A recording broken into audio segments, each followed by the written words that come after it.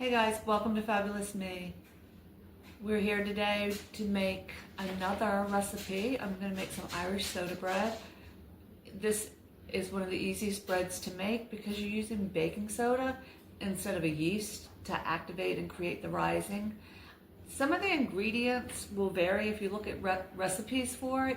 Some use more eggs than others. Some use a whole lot more sugar or less sugar. I use a pretty simple one. It's not a tricky bread. You don't really have to knead it. So come on in the kitchen. We'll make it together. It actually is one of the very few breads that I can make. So that tells you how easy it is. Come along, let's go.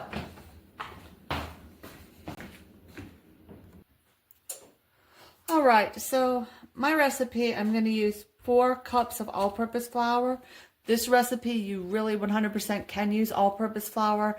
You do not need bread flour because it's going to make a dense, heavy bread. It's not a light, fluffy bread.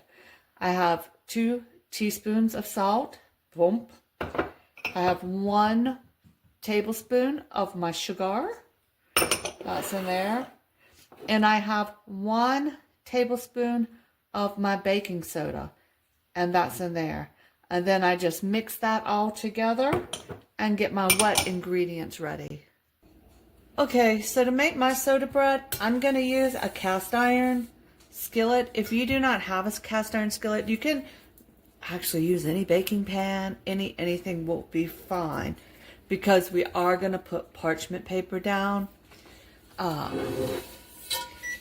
Way I do my parchment paper is I turn my skillet upside down, and I take my parchment paper and just get a piece of it. And then and what I do to get it so it's going to fit, I fold it in half.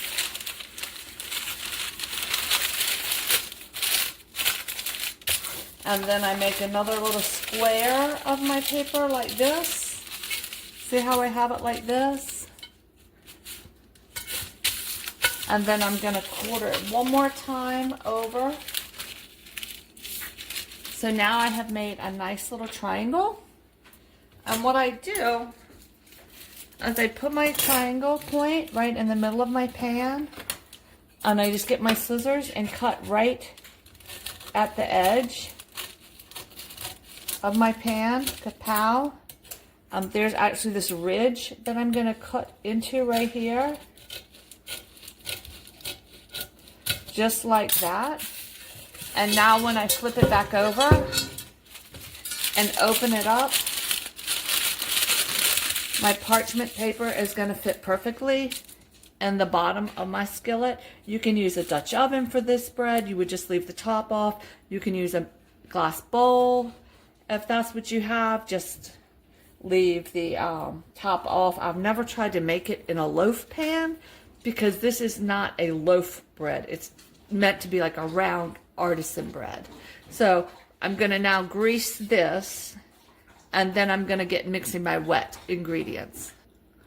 Okay, so the wet ingredients are 3/4 of a cup of buttermilk. I didn't have buttermilk, so I used 3/4 of a cup of whole milk, and then I added about 1.5 tablespoons of lemon. You can also add vinegar, and it makes your milk curdle. Do you see that good curdle that came with it? And it will make the same as a buttermilk. Alright, so I have my buttermilk, and now I mix it up. It's a nice thick buttermilk for me.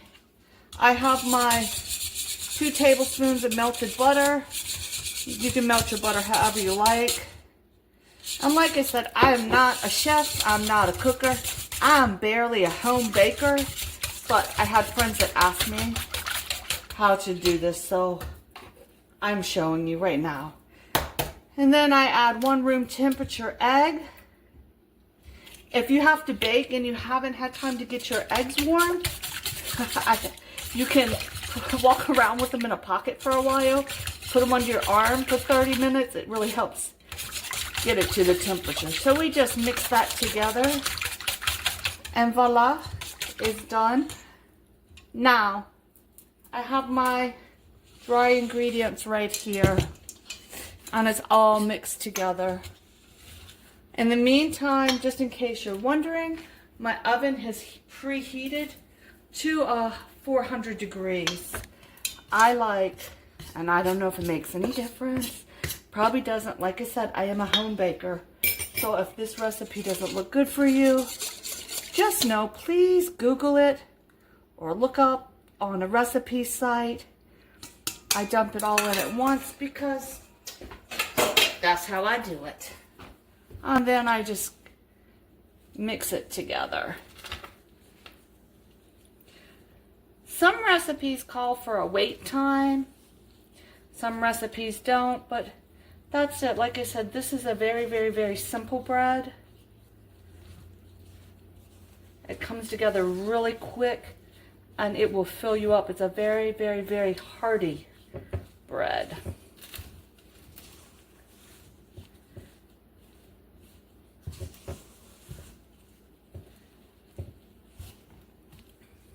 I need to actually take my rings off and put my hand in that.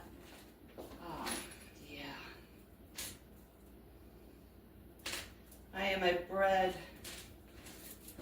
All right. Put a little oomph in it.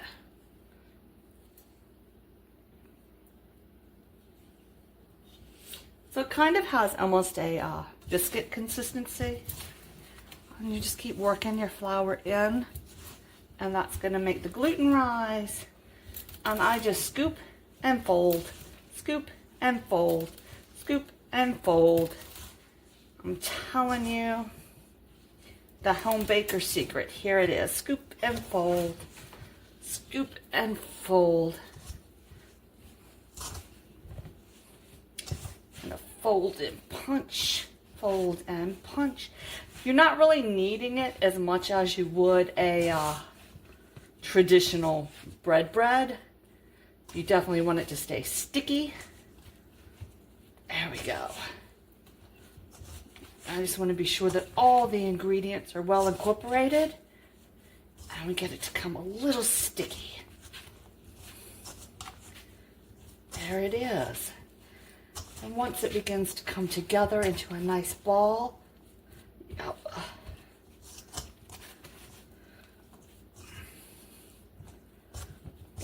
few more oomph. And like I said, at this point, I've read recipes that say let it rest. And I've read recipes that say it doesn't matter if it rests. I'm going to kind of shape my ball a little bit better by pulling it around. Just kind of making a ball. Okay. There it goes. Now we got a nice, beautiful ball.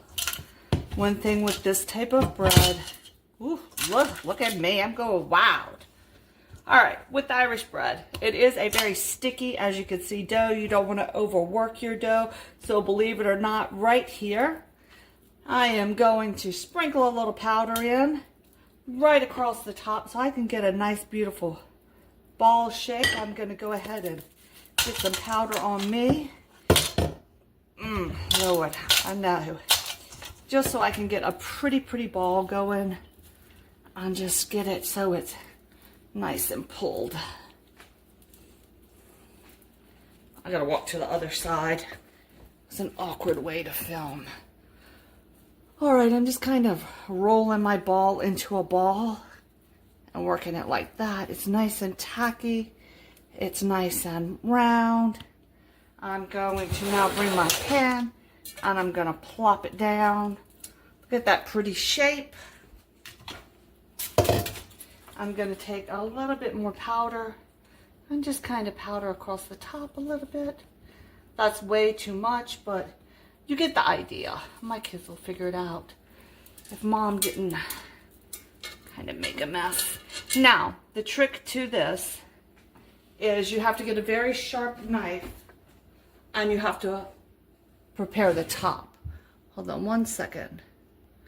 Now, the next thing with this bread is you take a sharp knife and you cut an X, because when it bakes, it's going to kind of poof up out of there.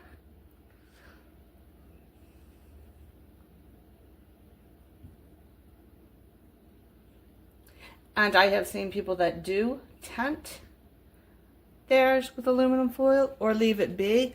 This recipe isn't calling for me to tent the bread, so I'm just gonna leave it be, and that's it. I'm gonna throw it in the oven for 35 minutes, and that'll be it. We'll come back in 35 minutes. Alrighty, our bake time is over. We shall pull it out of our oven. Nice and poofed up. Look how pretty this is. Pull it on up right there. Let's see what we can see. All right, there is our soda bread. Nice and hard on the outside. It bakes 35 to 40 minutes. Like I said, I've had recipes that had, you would put aluminum foil on the top for like 30 minutes. Let me get this out of here. And then we'll leave it on the counter to cool. And it'll be ready for dinner. It's a good one if you're doing soup or spaghetti or something on the stovetop. See, the bottom is nice. It's nice and firm. And I can hear it's hollow inside. And it will be ready when we have our dinner. So that's what it looks like. In 15 minutes, we can go ahead and get a test slice. I am going to go ahead and take some butter from earlier that I just left out. I'm going to go ahead and rub some butter all over the top, because I just think kind of adds a little pizzazz. A little extra butter. And there you go. It's just that simple. Like I said, it's kind of like an artisan bread. Nice and crispy, crunchy crust. Inside is nice and light, but it is an extremely heavy and filling bread. It's great with soups or salad and a piece of bread. There are a billion recipes. Find one you like. It's pretty much foolproof, because we all know I do not cook. But there you go. In a few minutes, we'll cut into it. All right, here we go. The Irish soda bread. As you see, if you dust it right, it will have like little decorations. The split and all. It's a little extra crunchy on that corner. I'm going to cut it from this short little pushy end right here. And we'll take a peek at what we have inside. Even though I don't bake or cook, I do know that I use a serrated knife when cutting a bread. So the inside is kind of nice and fluffy, keeps a nice coat on it, and this is just a nice crumbly bread.